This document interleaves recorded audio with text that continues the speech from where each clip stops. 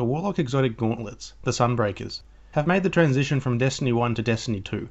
Now known as the Sunbracers, the D2 version shares the same flavor text, appearance, and part of the exotic perk from the D1 Sunbreakers. Just for reference, the D1 Sunbreakers extended the duration of your solar grenades, and as of the Taken King, gave you a second solar grenade charge. Since Sunsinger Warlocks could already spec for 2 grenades, this additional feature wasn't all that valuable, until the Rise of Iron changed to the Touch of Phlegm and Viking Funeral build. Anyway, back on track. The D2 Sunbracers share part of the exotic perk with its D1 counterpart. The exotic perk on the D2 Sunbracers increases the duration of solar grenades, and grants grenade energy on solar melee hits. The increased duration and bonus energy on melee hits aren't specified, so we'll need to do some testing to see how beneficial the exotic perks are. Before we get into the wild, the Sunbracers come stock with a kinetic reloader mod, which is always going to be useful, but a solar ordnance mod or an impact mod would also be acceptable. So with the Sunbracers, your solar grenade charge will last for about 8 seconds instead of the usual 4 seconds, and getting a solar melee hit on a target will cool down about a third of your grenade charge.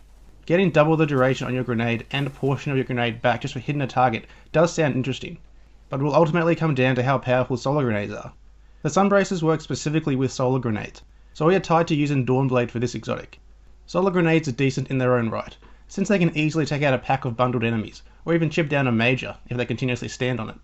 As far as the Dawnblade's grenades go, I would probably choose solar grenades anyway, and having a longer duration on them is even better.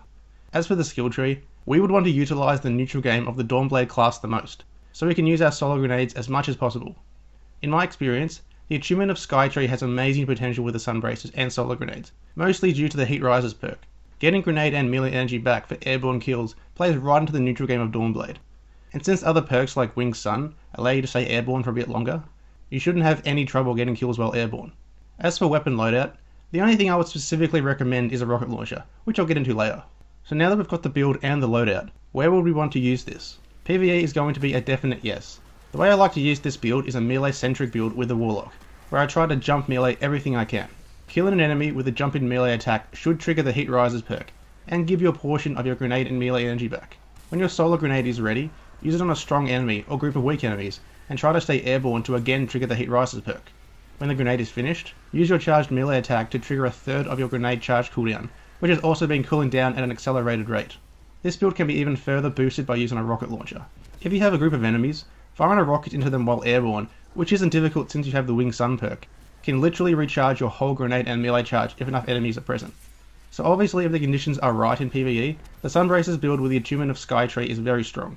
Where to use it in PvE? Absolutely in patrols and strikes. Even the Leviathan raid isn't a bad place to try, since the Castellum and Gauntlet fights have waves of weaker enemies that will fall victim to solar grenades very easily. The Crucible is definitely going to be a different experience though. The whole airborne kills thing in PvP is still quite possible, but the amount and frequency of airborne kills you will get is far less common than PvE, so the benefits from the Sunbracers would also diminish. Having an 8-second solar grenade is quite handy in objective game modes like Control and Countdown, since it can completely deny an enemy from capturing a point or defusing a charge. Air lobbing them into doorways can temporarily cut off areas of the map for your opponents, which could let you get to vantage points or choke points easier. The potential is definitely there for enhanced solar grenades in the Crucible, but outside of objective game modes such as Clash and Survival, and outside of blocking off doorways, there isn't a whole lot of use. In short, if you like playing Dawnblade, then solar grenades with the Sunbracers will serve you very well in Countdown and Control. And in PvE, an aggressive build that relies on you killing enemies while airborne will be devastating against some targets. So anyway, what do you guys think of the Sunbracers?